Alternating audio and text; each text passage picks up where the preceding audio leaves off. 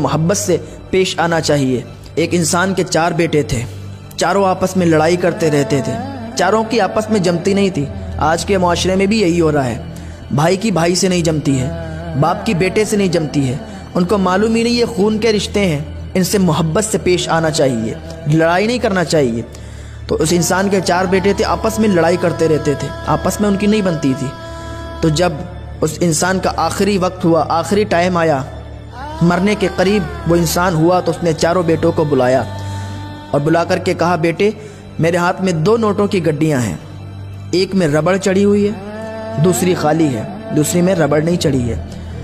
उसने कहा एक फैन लाओ, एक पंखा मंगाया और कहा एक टेबल यहाँ पर रखो। एक टेबल रखी और साइड में एक पंखा रखा।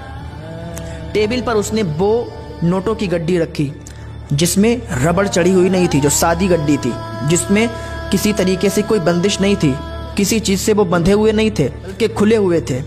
उसने टेबल पर वो गड्डी रखी और साइड से पंखा चला दिया। जब पंखे की हवा उन नोटों की गड्डी पर पड़ी तो वो नोट बिखरने लगे, कोई इधर गिर रहा था, कोई उधर गिर रहा था, सारे नोट उड़ गए, बिखर गए। फिर उसने टेबल पर वो गड्डी रखी जिसमें रबड़ चढ़ी हुई थी, जो रबड़ से बंधे हुए थे। उसने पंखा चलाया, पंखा चलता रहा, लेकिन नोटों की गड्डी से पैसे नहीं उड़े, पैसे बिखरे नहीं।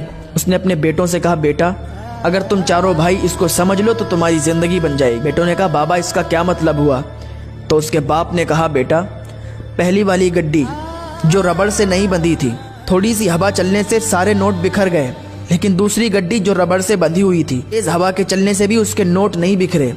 तो अगर तुम चारों भाई आपस में मिलजुल के रहोगे, आपस में लड़ाइयाँ नहीं करोगे, तो किसी की हिम्मत नहीं है कि तुमसे तू करके भी बात कर दे, किसी की हिम्मत नहीं है कि तुम्हें गाली दे के चला जाए, तुम्हें मार के चला जाए। लेकिन हाँ, अगर तुम आपस में लड़ाई झगड़ा करते रहोगे और एक होकर नहीं रहोगे, तो हर इंसान तुम्हें गाली भी दे के चला जाएगा, तुम्हें तू तड़ाक से बात करके भी चला जाएगा, तुम्हें मार के भी चला जाएगा और तुम उसका कुछ भी नहीं कर सकते।